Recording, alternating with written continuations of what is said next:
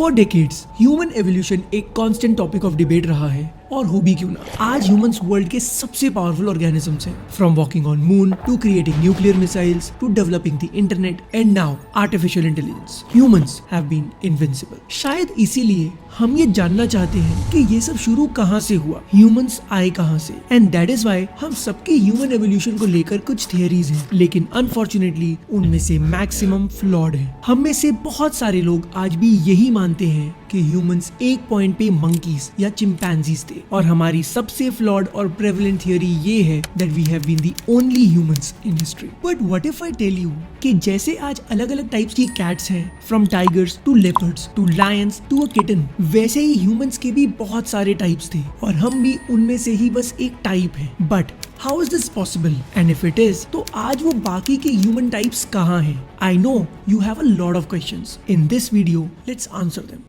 We are the most complex creature on this planet, a big-brained, two-legged mammal. Where do we come from? How we slowly changed over millions of years. From ape to human. While a cast of over 20 hominin species have walked this earth, only one still remains. What interests me also is not only our direct ancestors, but the other strange, if you like, kinds of humans which died out. Hi guys, I'm Inder Kapoor, और आज के episode में I talk about you and me. I talk about humans and most importantly how we got here. हमारे world में बहुत सारे organisms हैं। In fact हर living thing को एक ऑर्गेनिज्म बोला जाता है। A tree, a bacteria, humans और एनी अदर एनिमल, ये सब ऑर्गेनिजम्स में ही आते हैं। और बायोलॉजी हर ऑर्गेनिज्म को एक 2 पार्ट लैटिन नेम से रिकॉग्नाइज करती है। जैसे आज हमारे नेम्स में फर्स्ट नेम और लास्ट नेम होता है, वैसे ही biology calls every organism by the name of its genus followed by its species. Let me explain. Let's suppose there are 2 tigers, a male and a female. Reproduction के method से ये दोनों tigers एक offspring tiger कब को produce कर सकते हैं, लेकिन अब एक एनिमल को स्विच कर देते हैं। Now we have a male lion and a female tiger. पर क्या ये दोनों एक ऑफस्प्रिंग प्रोड्यूस कर सकते हैं? Well, scientifically they can not, और अगर कुछ रेयर केसेस में ये एक ऑफस्प्रिंग प्रोड्यूस कर भी देते हैं तो वो ऑफस्प्रिंग आगे रिप्रोड्यूस नहीं कर सकता। सो डायरेक्टली और indirectly reproduction between a lion and a tiger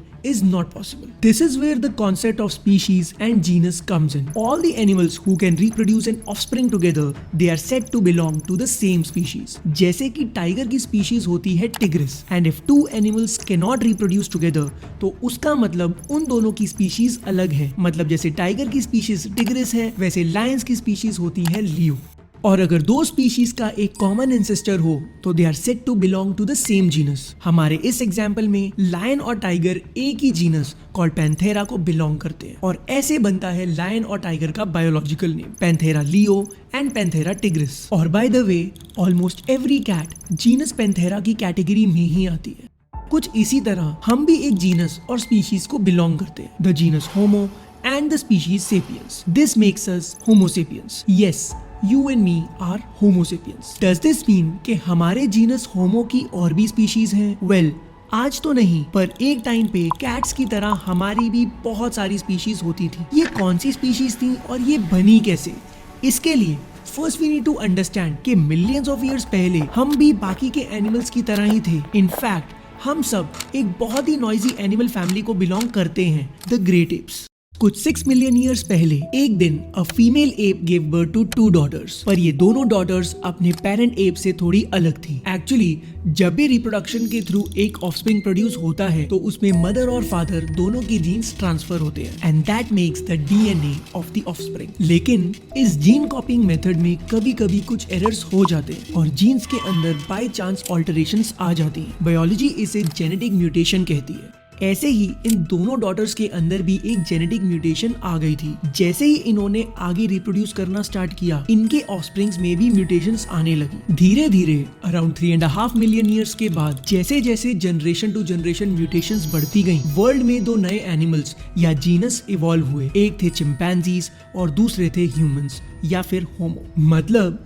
chimpanzees और ह्यूमंस दोनों ही एप्स थे, इसलिए आज चिंपैंजीज को हमारा क्लोजेस्ट लिविंग रिलेटिव भी बोला जाता है।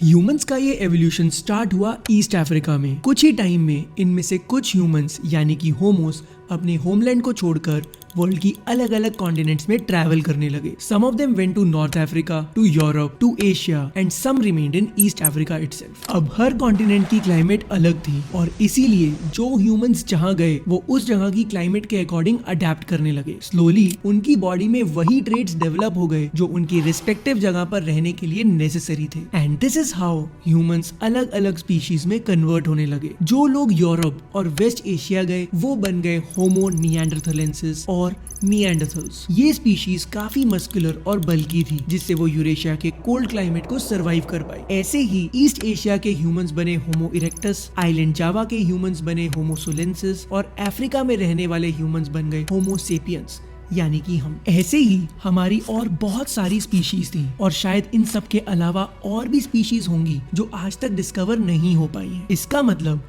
होमो सेपियंस तो सिर्फ हम हैं, लेकिन ह्यूमंस ये सब भी थे। All of them belong to the genus Homo. लेकिन ऑल्दो इन सारी स्पीशीज में कुछ डिफरेंसेस थे, इन सब में कुछ ट्रेट्स कॉमन भी थे। जैसे every human being had an extra ordinarily large brain.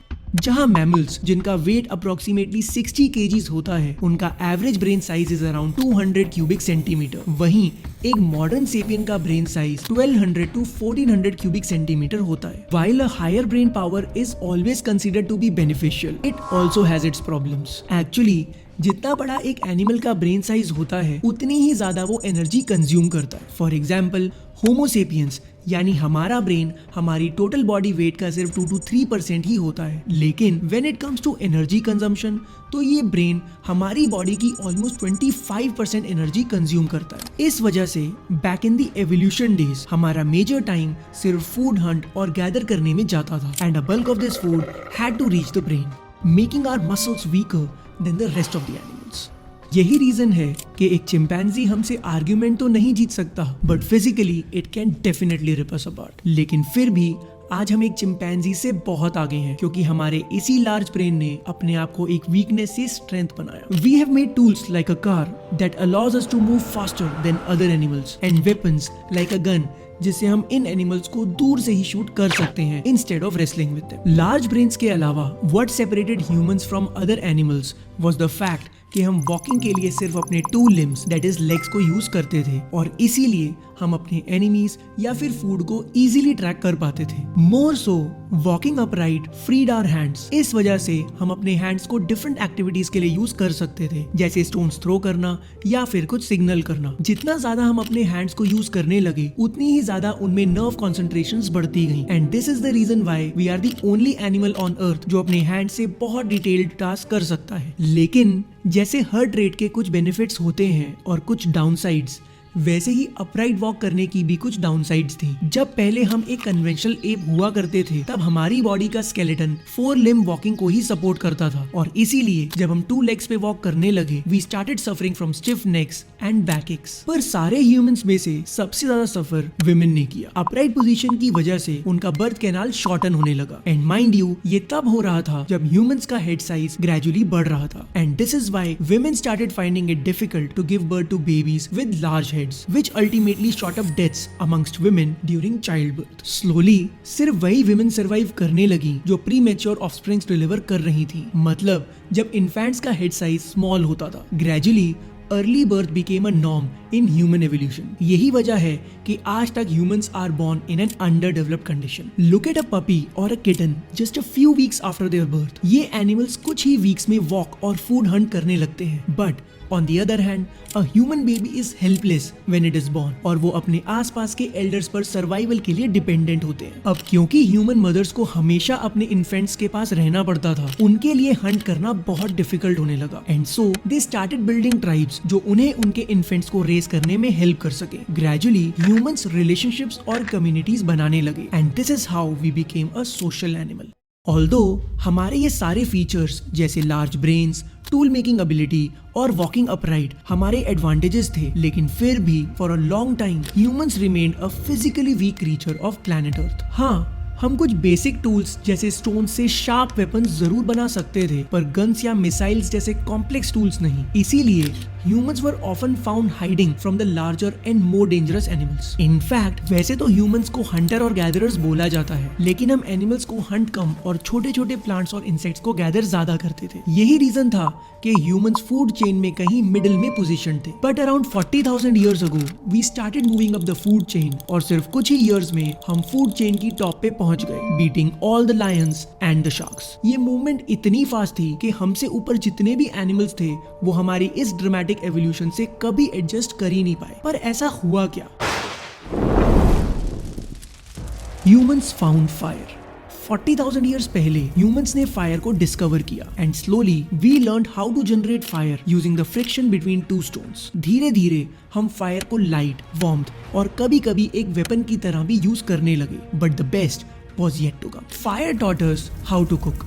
इससे पहले हम सिर्फ रॉ फूड ही कंज्यूम कर पाते थे, लेकिन कुकिंग ने हमारी पूरी डाइट को ही ऑल्टर कर दिया। अब हम व्हीट, राइस, पोटैटोस और वो सारे फूड आइटम्स कंज्यूम करने लगे जो पहले पॉसिबल नहीं था। और क्योंकि एक कुक फूड को च्यू करना और डाइजेस्ट करना इजी होता था, we started digesting food much faster than all the other animals. Not only did fire give us the power of cooked food, but it also made us better hunters. जहाँ बाकी सारे animals की physical strength उनकी body और muscles पे depend करती थी, वहीं fire give us a strength that was independent of our bodies. तो चाहे अब कोई ह्यूमन किड हो, कोई मस्कुलर मैन या फिर एक women, all it took them was a single stick of fire और सिर्फ कुछ ही आवर्स में they could burn down an entire forest. ये सारे फीचर्स ऑलमोस्ट हर ह्यूमन स्पीशीज में थे, चाहे वो होमो सेपियंस हो, निएंडरथल्स हो या Homo erectus. So the most important question that still remains unanswered is that where are the other species today and what happened to them. इसकी दो थियरीज हैं। पहली थियरी कहती है कि अराउंड 70,000 ईयर्स पहले होमो सेपियंस अपने होमलैंड अफ्रीका से बाकी स्पीशीज के होमलैंड्स में ट्रैवल करने लगे और जैसे जैसे वो उन कॉन्टिनेंट्स में पहुंचे, slowly homo sapiens began producing offsprings with the other human species. इस वजह से ह्यूमन पॉपुलेशन मर्ज हो गई। इस थियरी को बोलते हैं द इंटरब्रीडिंग थियरी और इसके अकॉर्डिंग आज a lot of us are not pure homo sapiens. अगर आप यूरोप से हो सकता है that you are a mixture of sapiens and neanderthals, और अगर आप ईस्ट एशिया से हो तो you could be a mixture of sapiens and erectus. लेकिन हमारी सेकेंड थियरी कुछ और ही कहती है। In fact, scientifically, this theory has a lot more evidence than the interbreeding theory, the replacement theory. It says कि biologically two different species successfully reproduce नहीं कर सकती और इसीलिए हर human species की population distinct ही रही है। This means कि अगर आज अर्थ पे सिर्फ सेपियंस हैं तो वो शायद इसीलिए हैं क्योंकि हमने बाकी सारी स्पीशीज को रिप्लेस कर दिया। बट हमने ऐसा किया कैसे? इनफैक्ट जब होमो सेपियंस पहली बार निएंडरथल्स की टेरिटरी में गए थे तब निएंडरथल्स ने हमें बीट कर दिया था and eventually we retreated from their homeland. लेकिन कुछ 10,000 ईयर्स पहले हम एक बार फिर उनकी टेरिटरी में गए और इस बार हमने उन्हें और बाकी सारी स्पीशीज को सिर्फ उनके होमलैंड से नहीं बल्कि पूरी अर्थ से इरेडिकेट कर दिया। लेकिन कैसे?